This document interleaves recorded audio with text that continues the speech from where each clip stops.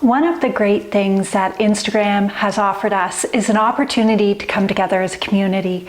So I might share a post, but I'm seeing that not only are people commenting directly to me, but you're interacting with one another, asking each other questions, providing encouragement or experience, or even suggestions sometimes. And I think that's fabulous. And it's one of the pieces that has been lacking here on YouTube.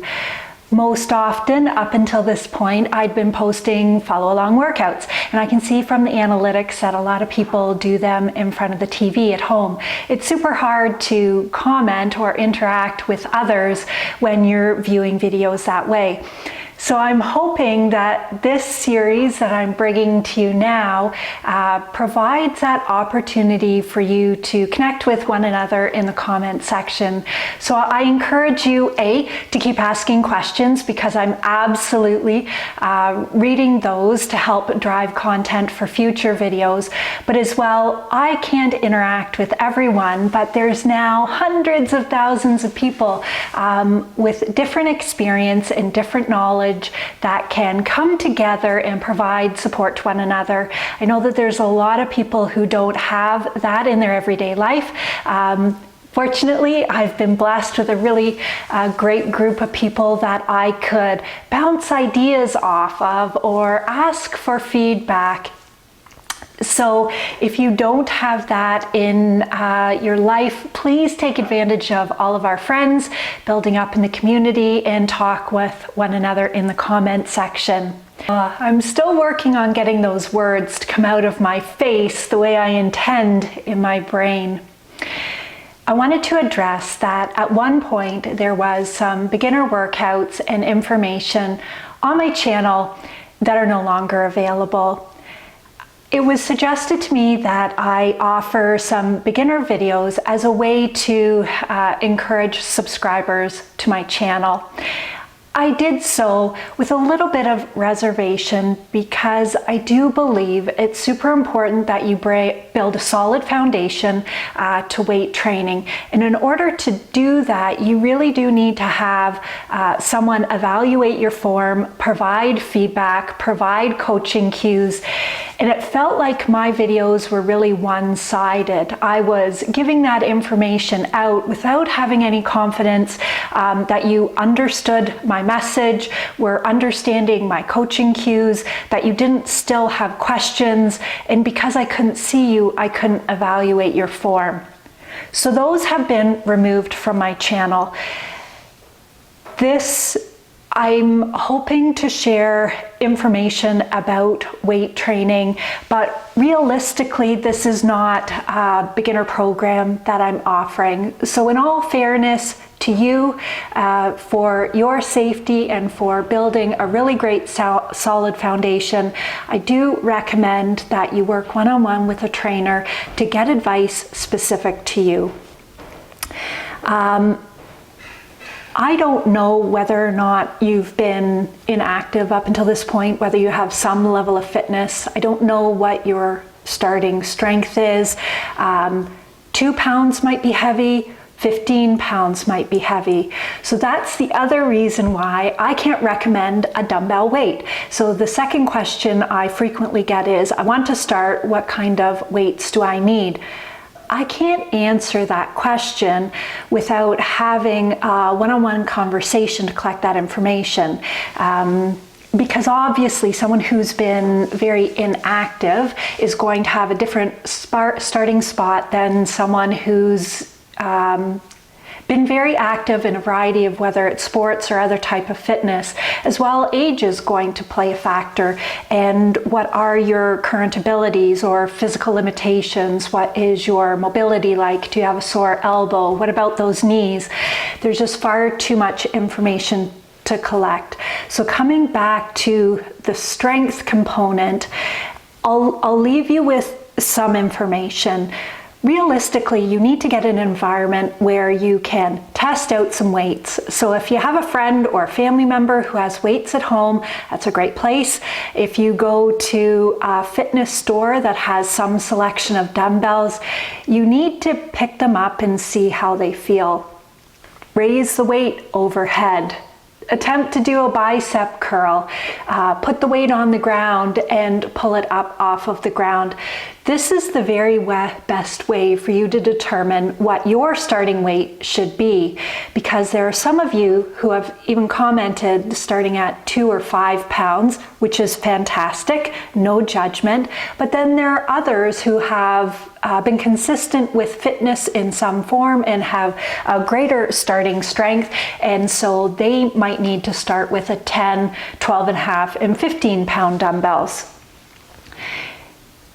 There is also a beginner who might want to start body weight only when it comes to legs. So as you can see, I'm dancing around the subject because there is so much to take into consideration in terms of determining how to start. So I leave that with you as an explanation for why I attempted at one point to put this information out there, but I don't have confidence that it does you justice, and so it has been removed for now. Another thing that keeps coming up is, because you built a base in the gym, this is easier for you now. I don't know, maybe it is. All I have is my lived experience. So if you're just joining now, to catch you up, I've been weight training for 15 years. Most of that time was in a gym with equipment and barbells and cables. March 2020, I moved to dumbbell only at home when our gyms got shut down, and I have not returned to the gym. So did that help to create a base, make this easier for me now? Possibly. But if you're commenting that only from the perspective of you've not had success and don't think you can have success, and so I am unique because I had this previous experience, well, I'm not buying it. I don't like limiting beliefs. I was 35 when I got started, and at 35 I was terribly afraid that I would never be able to increase muscle, change my body composition, but I did. And so I've always operated with the assumption that I can absolutely do this. I can absolutely make the changes I desire, increase my strength, build muscle, and I don't see any end point to that. If you're an older individual and questioning whether or not this is possible for you, and you're on Instagram, there's an account, Train with Joan, and I think that Joan was in her 70s when she started to train, and look at her success, both in decreasing body fat, improving mobility, increasing strength, and yes, adding muscle. So, I always operate with the assumption that anything is possible. So today is a lower body day for me, quad focus as well as shoulders. So we'll be focusing on some overhead pressing and hitting that medial or middle delt. I think that last time I previewed a leg and shoulder day, I gave you more leg exercises. Today, maybe I'll show you some of that shoulder work.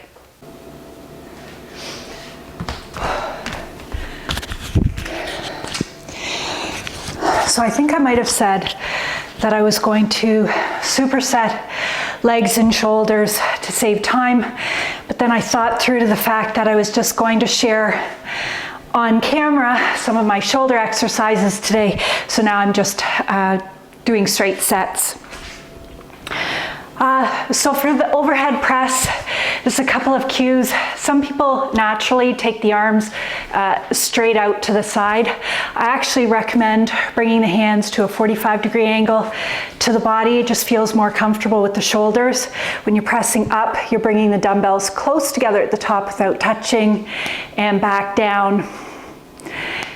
If you wanted to make this a little bit more challenging, you could keep in the lower half. I often talk about repping out the full range of motion. There's advantages to that, but from a muscle hypertrophy standpoint, long length partials are the newest buzzword here on YouTube, thanks to Jeff Nippard and others.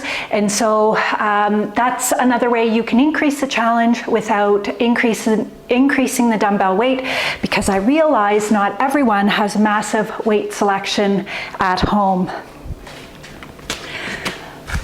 So today I am working with a challenging weight for me. So I'm going to do the full range of motion.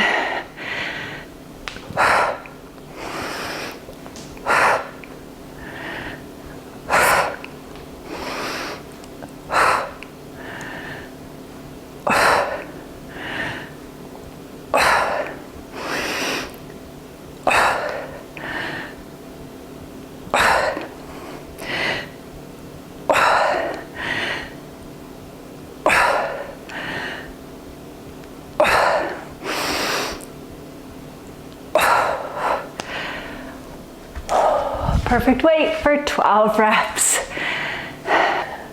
Rest between sets.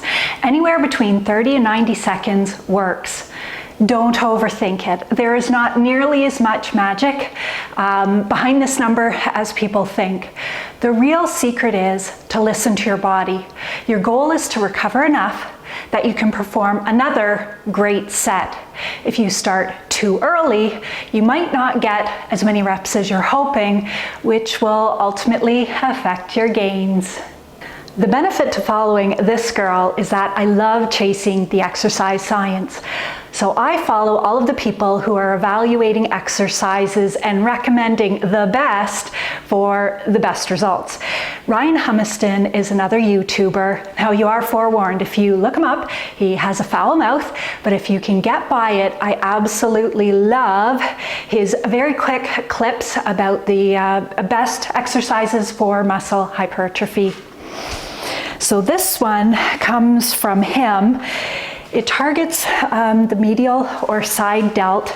And what I'm doing, it might be tough to see on this camera angle, but I'm raising my arm out to about 45 degrees to the body with the pinky up.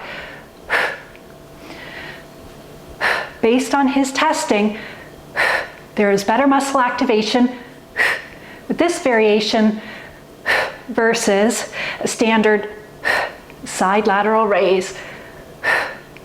Whew.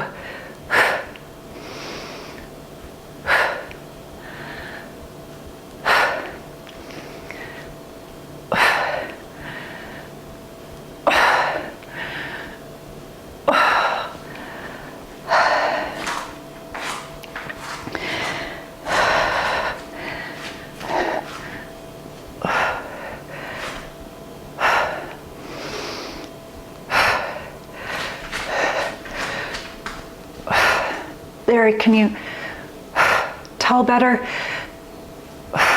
angle that I'm raising the arm up and out to? Ooh.